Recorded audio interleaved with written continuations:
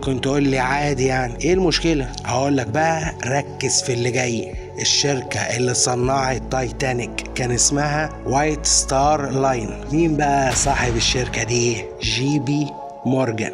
ازاي بقى يبقى صاحب اكبر سفينة في العالم وما يطلعش اول رحلة ليها هو واصحابه؟ تخيل بقى معايا، السفينة عليها 2700 شخص وتقريبا 1100 قارب نجاة مخصصة للأغنياء أولا. فازاي بقى جيكوب إستر يموت هو واصحابه؟ ولو انت برضو لسه بتقول انها صدفة، احب اقولك ان السفينة غرقت سنة 1912 والبنك الفيدرالي اتأسس سنة 1913 والحرب العالمية الأولى كانت 1914.